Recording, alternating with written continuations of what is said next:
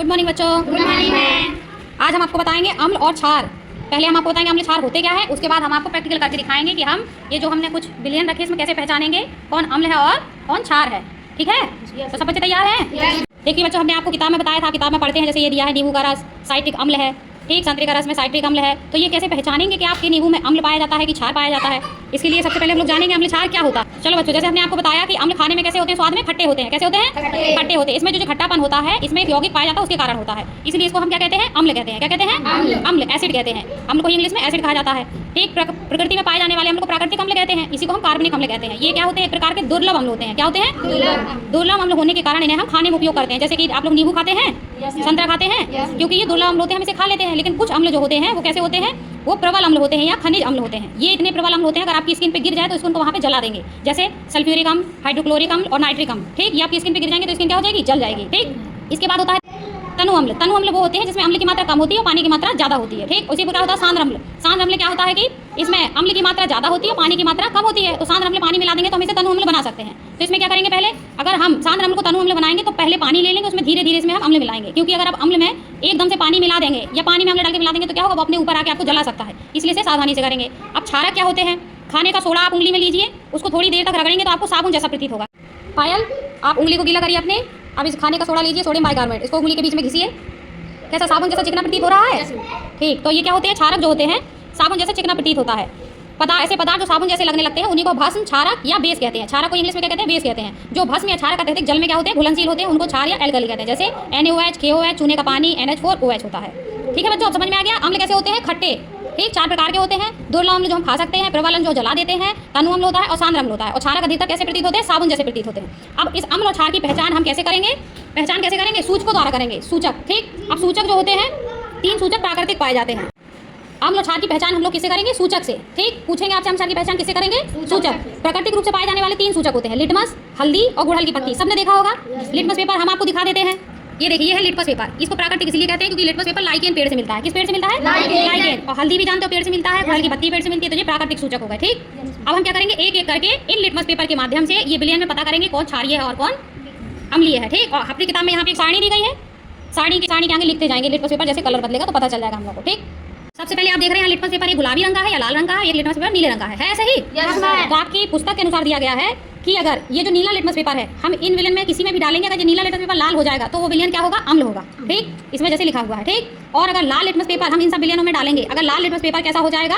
नीला, तो वो क्या होगा? क्षार होगा। ठीक, और जो विलयन में कोई कलर ना बदले इसका मतलब उसमें कुछ नहीं, अम्ल है ना, क्षार। उसमें हम लोग यहाँ लिख देंगे कोई रंग नहीं। ठीक, रंग में परिवर्तन नहीं हुआ। चलिए सब लोग प्रैक्टिकल के तैयार हैं? बच्चों यहाँ देखिए किताब में, यहाँ सबसे पहले क्या दिया है? टमाटर। ये देखिए हमने टमाटर का जूस निकाल के रखा है, दिख रहा है लाल लाल? ये टमाटर का जूस है। तो अब सबसे पहले क्या करेंगे? पूजा, ये नीला लिटमस पेपर निकालो एक। ये देखिए पूजा जो है नीला लिटमस पेपर अपने हाथ में ली हुई है। अब ये टमाटर के अंदर डालेगी। आधा डालो पूजा उसके अंदर, और डालो आधा, बाहर निकालो। ये देखिए नीला लिटमस पेपर लाल हो गया है। अभी हमने क्या बताया था कि नीला लिटमस पेपर जब लाल हो जाता है तो वो कौन सा विलयन कहलाएगा? अम्ल कहलाएगा। क्या कहलाएगा? अम्ल। तो ये नीले से लाल हो गया है ना? Yes ma'am. तो पायल, हम क्या करेंगे? टमाटर के आगे हमने कौन सा लिटमस पेपर लिया था? नीला। तो नीले से लाल हो जाता है तो इसके आगे टिक कर दो। ये टिक कर दिए। ठीक, ये देखिए बच्चों, अब अगला नंबर क्या है हमारे पास? संतरा या नींबू? तो हमारे पास क्या है? नींबू का रस। ये रखा हुआ, ये क्या है? नींबू का रस। ठीक, अब कौन लिटमस पेपर लेगा? साइका, एक लिटमस पेपर तोड़ो। चलो साइका, देखो नीला लिटमस पेपर ली हुई है साइका, उसको डालो। किस में डालोगी? नींबू के रस में डालो, निकालो। ये देखिए नीले से लाल लिटमस पेपर हो गया, अम्ल है। ठीक, के सामने रख दो। नींबू हमारा लाल लिटमस पेपर नीले से लाल हो गया है तो इसके आगे टिक कर देंगे। टिक कर दो। तो अब अगला क्या है हमारे पास? खाने का सोडा। अब क्या खाने का सोडा का सोल्यूशन है हमारे पास? ये है। ये क्या है? खाने का सोडा बोल दिए हैं। खाने के सोडे का रासायनिक नाम होता है सोडियम बाइकार्बोनेट। ठीक, तो आप क्या करेंगे? लिटमस पेपर लो, इसमें नीला लिटमस पेपर तोड़ो। शिल्पा, चलो सॉल्यूशन में डालो। कोई रंग बदला? कोई रंग नहीं बदला है। तो अब क्या करेंगे? हम लोग लाल लिटमस पेपर लेते हैं। चलो अब लाल लिटमस पेपर डालो खाने के सोडे में। इसका कोई रंग बदला? Yes ma'am. इधर क्या हो गया? लाल लिटमस पेपर नीला। देखिए बच्चों, जहाँ लाल लिटमस पेपर नीला हो गया, हमने आपको क्या बताया था? जब लाल लिटमस पेपर नीला हो जाता है तो वो विलयन क्या होगा? हमारा क्षारक। तो इसका मतलब खाने का सोडा अम्ल है कि क्षार? क्षार है। वेरी गुड बच्चों। अगला क्या है? नमक का विलयन। अब एक बीकर में हमने क्या लिया है? ये देखिए नमक का विलयन। इसमें लिया क्या किया? इसमें हमने नमक बोल दिया। ठीक, अब हम लिटमस पेपर लेंगे। आप लोग बताइए कौन सा लिटमस पेपर लें? किस रंग का लें? लाल। चलो लाल उठाओ लिटमस पेपर। महफूज, लाल लिटमस पेपर को नमक में डालो, निकालो। रंग बदला? No, ma'am. नहीं। चलो तो अब नीला लेते हैं। चलो अब नीला लिटमस पेपर डाल के देखो नमक के विलयन में। रंग बदला? No, ma'am.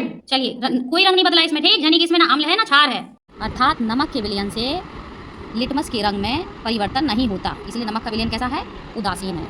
चलो बच्चों अब क्या बचा है? शैम्पू। हम लोग क्या लिए हैं इसमें? देखो क्लास में शैम्पू लिए हैं। Yes, ma'am. कौन सा शैम्पू लिए हैं? Clinic plus. चलो कौन सा लिटमस पेपर डाले आप लोग बताओ? मैम लाल। चलो लाल लिटमस पेपर शैम्पू के विलयन में डालिए। कोई रंग बदला? No, ma'am. चलिए अब नीला डाल के देखते हैं। अब नीला लिटमस पेपर डालते हैं। कोई रंग बदला? No, ma'am. चलो इसका मतलब ये भी अम्ल या क्षार नहीं है। नहीं है। अब इसमें साड़ी दी है, इसमें टिक कर देंगे, लिटमस के रंग में परिवर्तन नहीं होता है, इधर टिक कर दीजिए। शैम्पू के सॉल्यूशन से लिटमस के रंग में कोई परिवर्तन नहीं होता है, तो शैम्पू का भी सॉल्यूशन कैसा है? उदासीन। एक सूत्र याद रखिएगा आप लोग, क्या? अनीला, अनीला, ठीक, आ से अम्ल, नी से नीला और ला से लाल। मतलब कि जब लिटमस पेपर नीले से लाल हो जाए तो वो अम्ल होता है, ठीक। जैसे कि आपने क्या देखा, नींबू के रस में ये नीला लिटमस पेपर था, क्या था? नीला। नींबू में डाला तो लाल हो गया, क्या हो गया? नीला से लाल हो गया, तो क्या हो गया? अम्ल। ऐसे ही टमाटर था, टमाटर क्या था? नीला था, नीले से ये लाल हो गया, तो नीले से लाल हो गया तो ये टमाटर क्या है? अम्ल है, ठीक। फिर आपने क्या देखा, खाने का सोडा।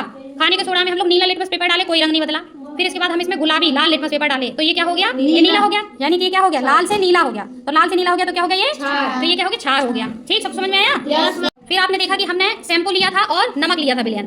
शैम्पू में हमने नीला लिटमस पेपर डाला और लाल, तो ना नीले का रंग बदला ना लाल का। इसी प्रकार नमक के विलयन में भी ना नीला रंग बदला और ना लाल लिटमस पेपर का रंग बदला। इसका मतलब इन दोनों, ये दोनों ही सोल्यूशन ना अम्ल है और ना क्षार है, ठीक। अर्थात जहाँ नमक का विलयन और शैम्पू का विलयन दोनों ही क्या है? उदासीन है, क्योंकि इसमें लिटमस पेपर का रंग नहीं बदला है।